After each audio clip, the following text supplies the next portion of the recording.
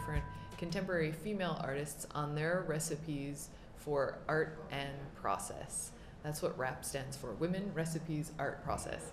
Today, I have the great pleasure of being with Dana Gringas. I've been practicing for a few times now. I'm half French, but my Quebecois accent is only getting better by the day. So Dana is a dance artist whose work in the past 20 years has established her as a game-changing, boundary-pushing choreographer and performer.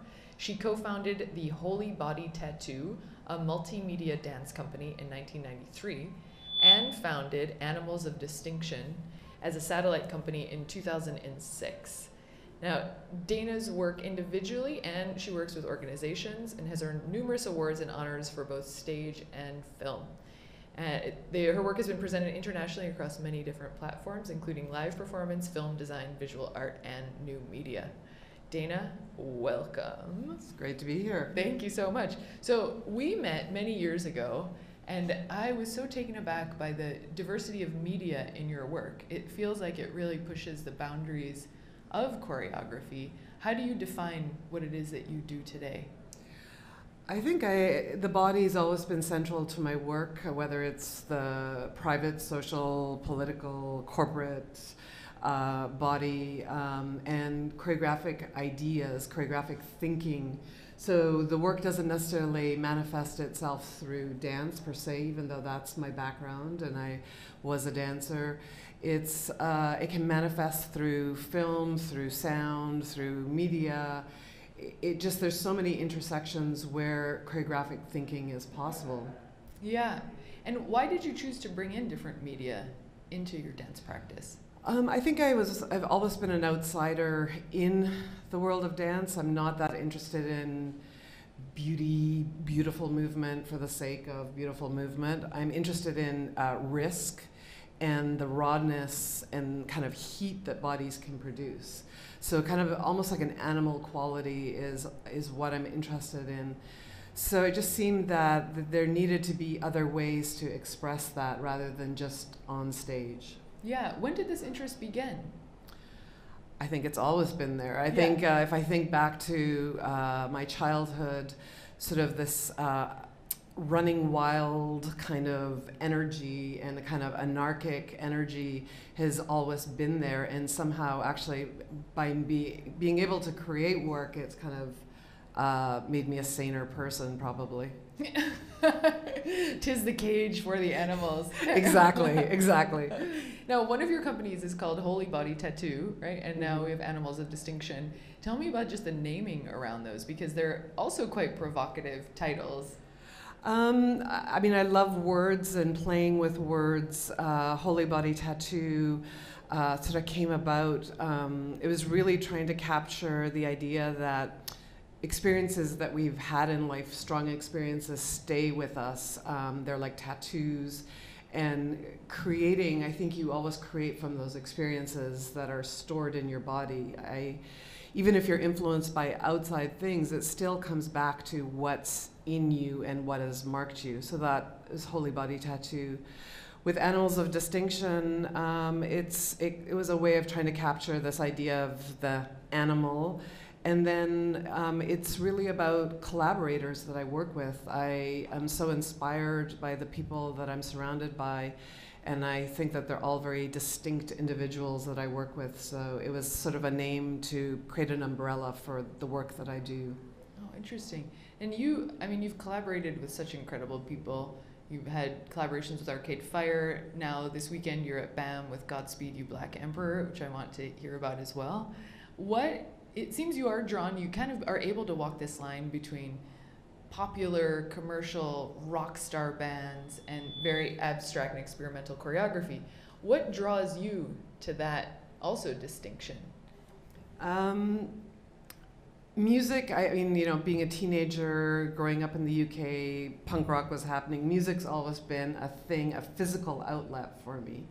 So I think naturally being drawn to, as it is, my community is made up of many musicians. So it's kind of an organic collaboration that happens. There's an interest there. There's a inspiration, a stimulation that's there. So and it's working with people whose music I feel matches the kind of intensity I'm looking for physically.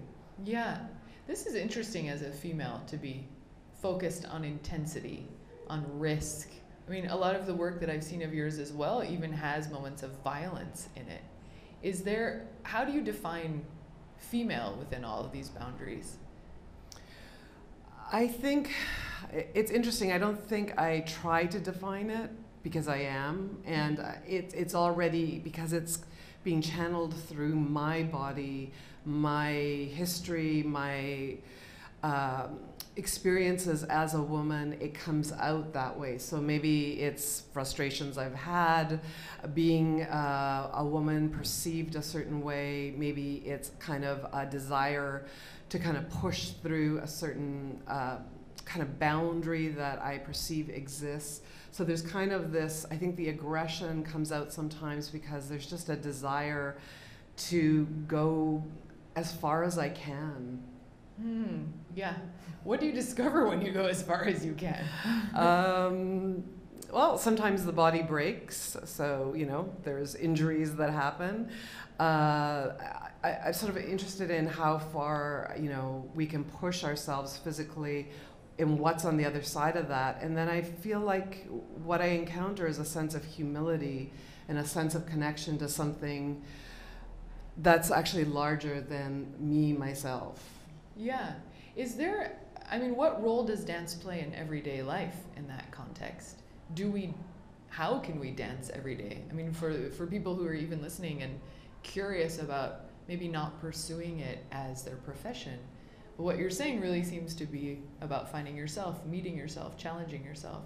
Yeah, and I think being embodied, being in your body, and I mean, nowadays, so much with our kind of technology, our devices, we're becoming more and more disembodied. We're experiencing everything through some kind of mediated filter.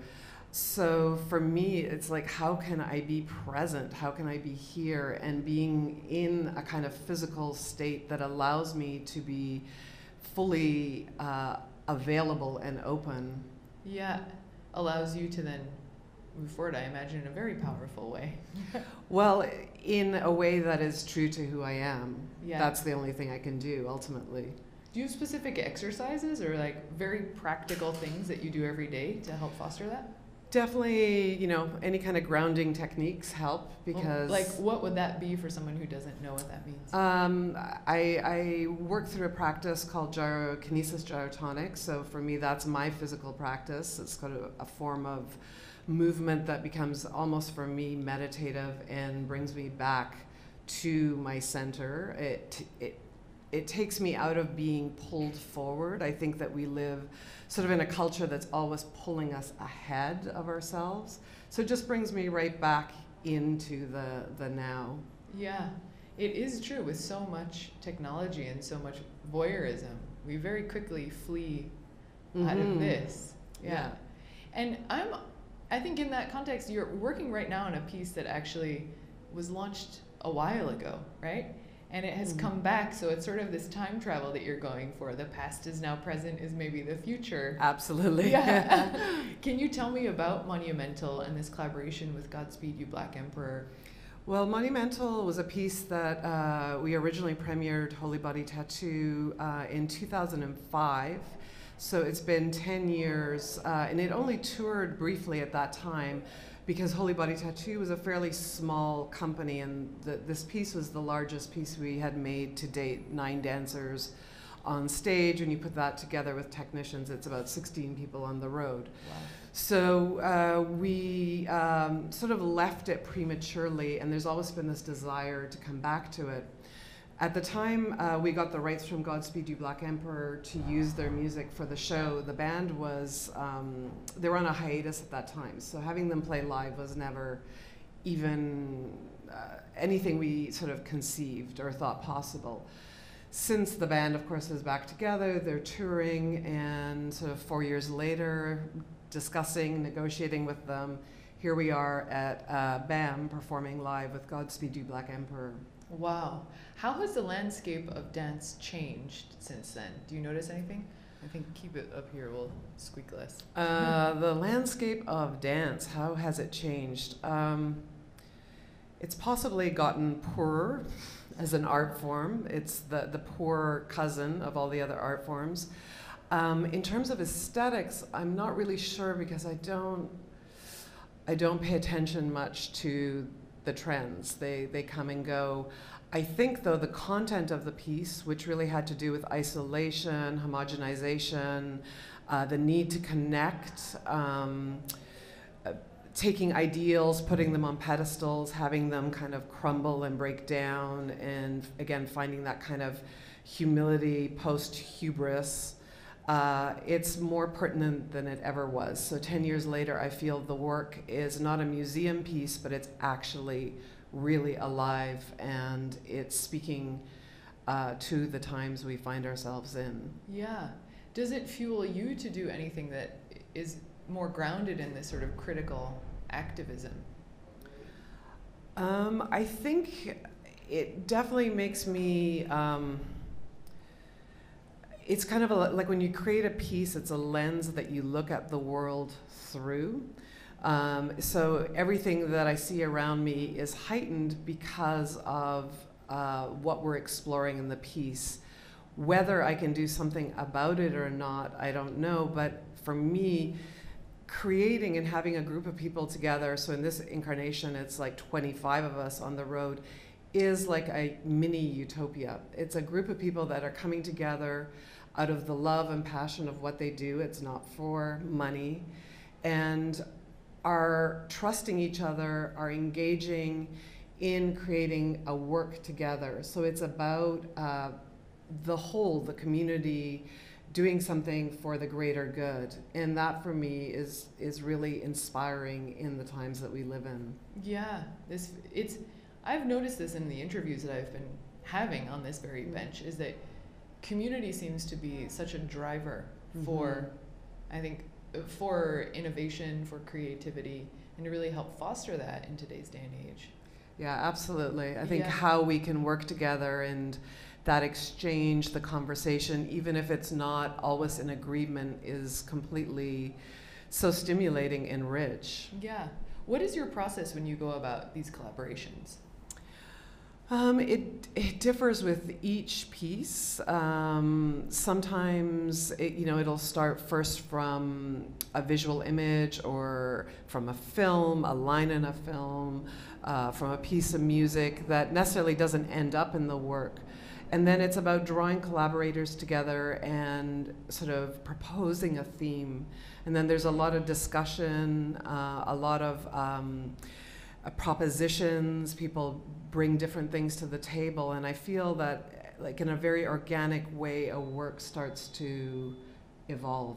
Yeah, literally grow as a new species. Absolutely. Yeah. So you need to go through the period where you kind of plant the seed. There's a kind of retention, a holding back, a waiting for the moment where everything can come together to make it happen. Yeah.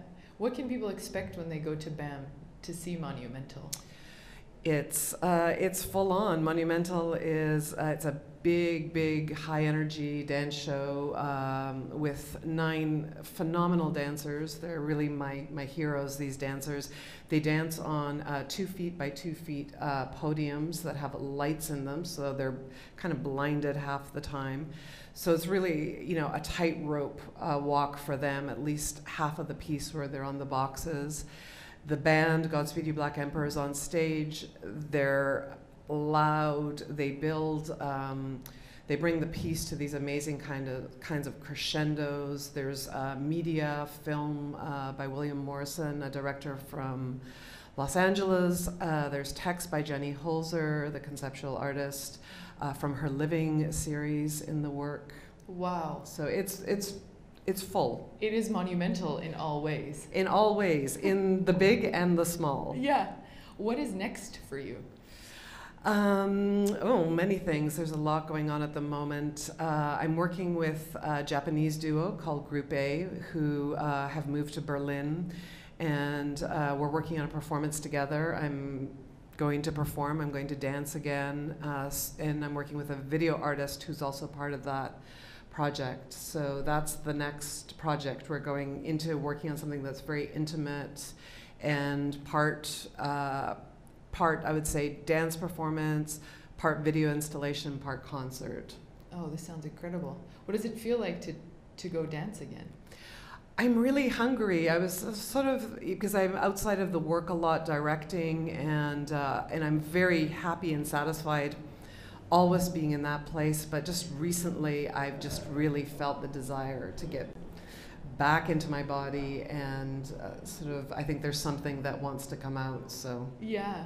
What is this in getting things out of ourselves? What would you say is the best piece of advice you ever received? In getting things out in the world in terms of creativity?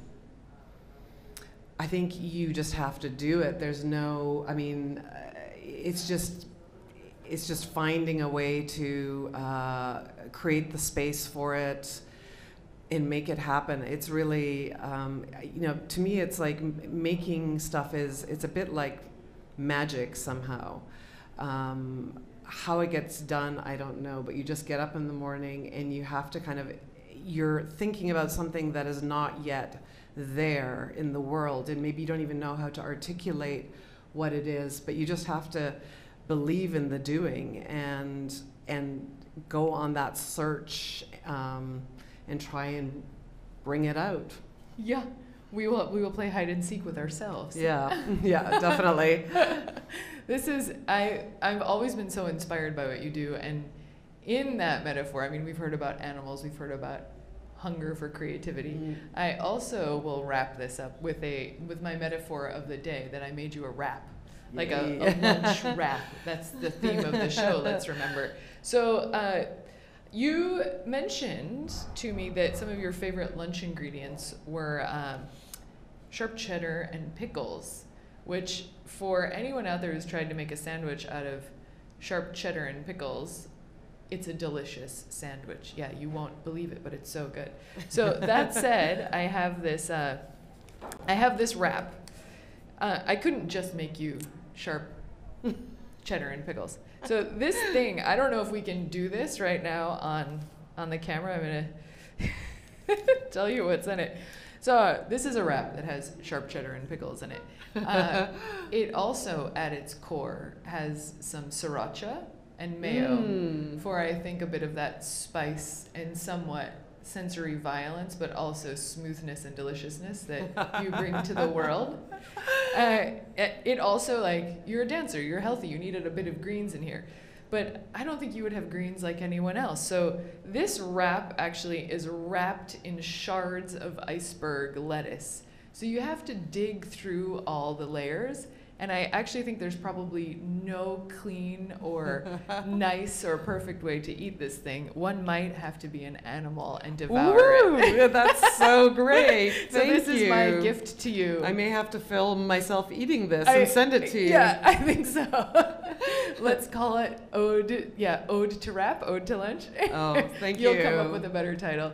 Thank you so much for being here with me today. Okay. Yeah, and for everyone out there, go see Dana, Godspeed You Black Emperor, Jenny Holzer, all of the above at BAM this weekend, running through Saturday afternoon, correct? It's Saturday and Sunday at 7:30 p.m. at the Opera House.